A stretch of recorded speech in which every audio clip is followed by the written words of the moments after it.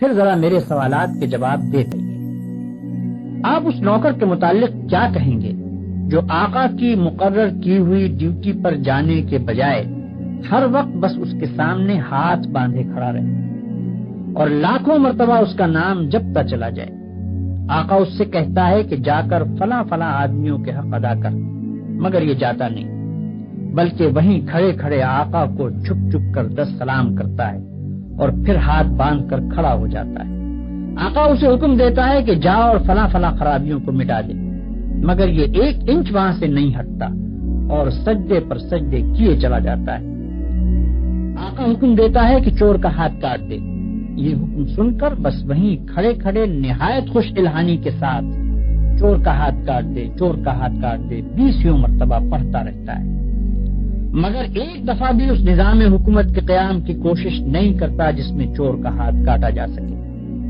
کیا آپ کہہ سکتے ہیں کہ یہ شخص حقیقت میں آقا کی بندگی کر رہا ہے؟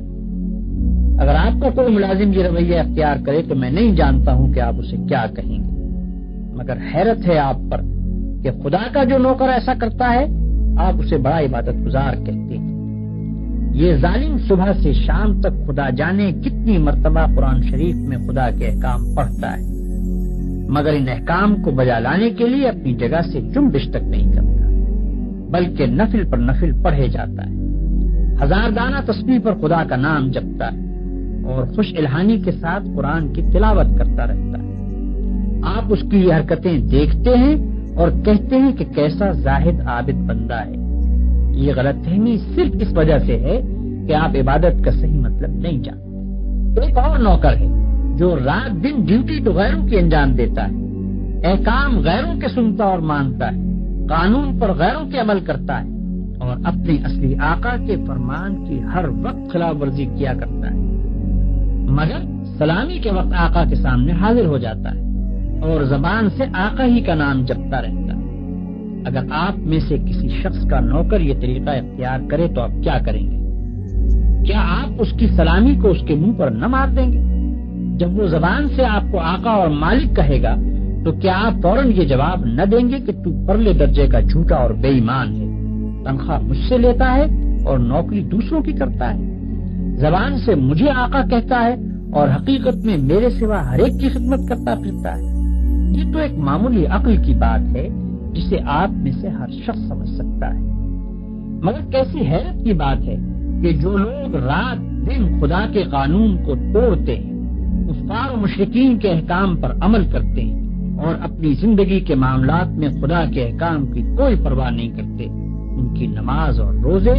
اور تسبیح اور تلاوت قرآن اور حج و زکوٰۃ کو آپ خدا کی عبادت سمجھتے ہیں۔ یہ غلط فہمی بھی اسی وجہ سے ہے کہ آپ عبادت کے اصل مطلب سے ناواقف ہیں۔ ایک اور نوکر کی مثال لیجیے۔ آقا نے اپنے نوکروں کے لیے جو وردی مقرر کی ہے، یہ ٹھیک ناپ تول کے ساتھ اس وردی کو پہنتا ہے، بڑے ادب اور تعظیم کے ساتھ آقا کی خدمت میں حاضر ہوتا ہے،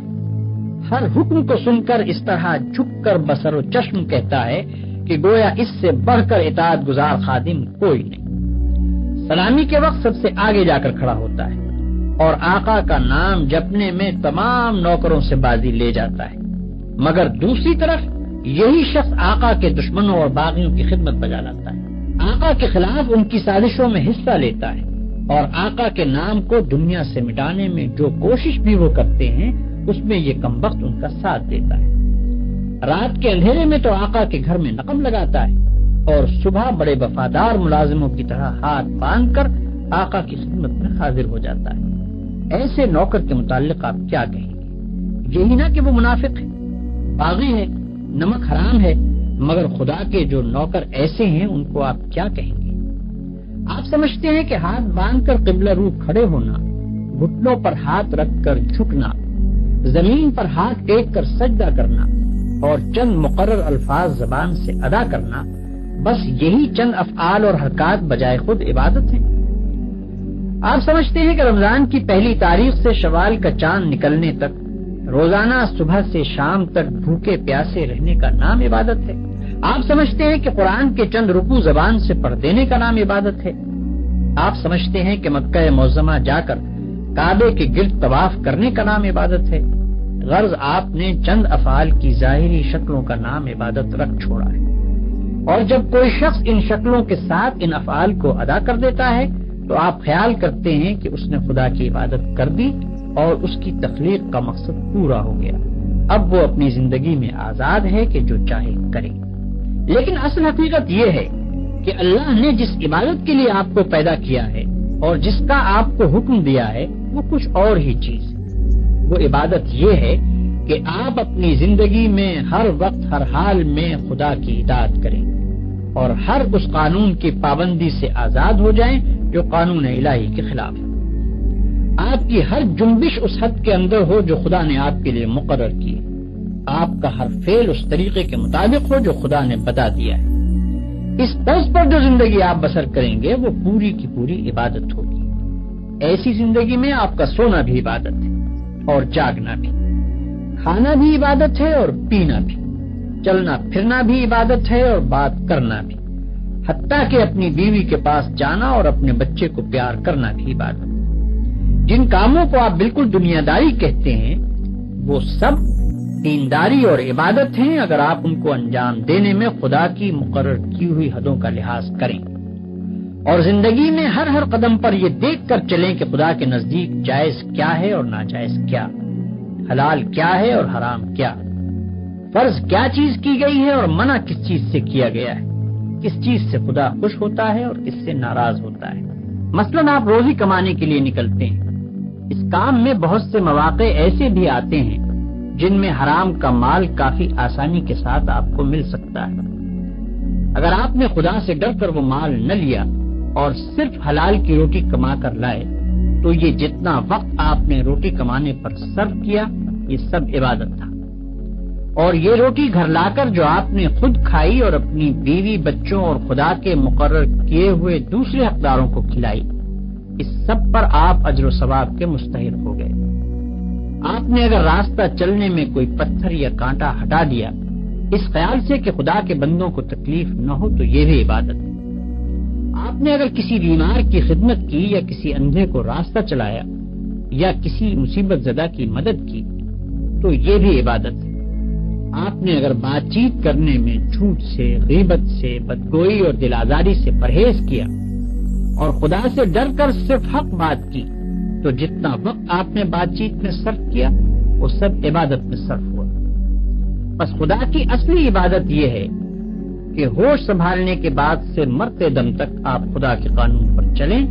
اور اس کے احکام کے مطابق زندگی بسر کریں۔ اس عبادت کے لیے کوئی وقت مقرر نہیں ہے، یہ عبادت ہر وقت ہونی چاہیے۔ اس عبادت کی کوئی ایک شکل نہیں ہے، ہر کام اور ہر شکل میں اسی کی عبادت ہونی چاہیے۔ جب آپ یہ نہیں کہہ سکتے کہ میں فلاں وقت خدا کا بندہ ہوں اور فلاں وقت اس کا بندہ نہیں ہوں تو آپ یہ بھی نہیں کہہ سکتے کہ فلاں وقت خدا کی بندگی و عبادت کے لیے ہے اور فلاں وقت اس کی بندگی و عبادت کے لیے نہیں ہے۔ بھائیوں، آپ کو عبادت کا مطلب معلوم ہو گیا اور یہ بھی معلوم ہو گیا کہ زندگی میں ہر وقت ہر حال میں خدا کی بندگی اور اطاعت کا نام ہی عبادت ہے۔ اب آپ پوچھیں گے کہ یہ نماز، روزہ اور حج وغیرہ کیا چیزیں ہیں؟ اس کا جواب یہ ہے کہ دراصل یہ عبادتیں جو اللہ نے آپ پر فرض کی ہیں ان کا مقصد آپ کو اس بڑی عبادت کے لیے تیار کرنا ہے جو آپ کو زندگی میں ہر وقت ہر حال میں ادا کرنی چاہیے۔ نماز آپ کو دن میں 5 وقت یاد دلاتی ہے کہ تم اللہ کے بندے ہو، اسی کی بندگی تمہیں کرنی چاہیے۔ روزہ سال میں 1 مرتبہ پورے 1 مہینے تک آپ کو اسی بندگی کے لیے تیار کرتا ہے۔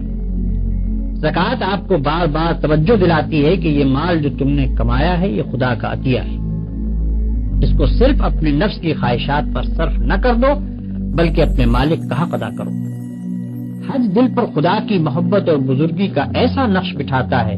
کہ اگر 1 مرتبہ وہ بیٹھ جائے تو تمام عمر اس کا اثر دل سے دور نہیں ہو سکتا۔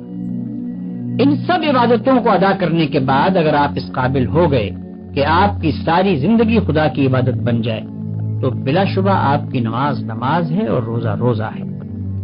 زکوٰۃ زکوٰۃ ہے اور حج حج ہے۔ لیکن اگر یہ مقصد پورا نہ ہوا تو محض رکوع اور سجدہ کرنے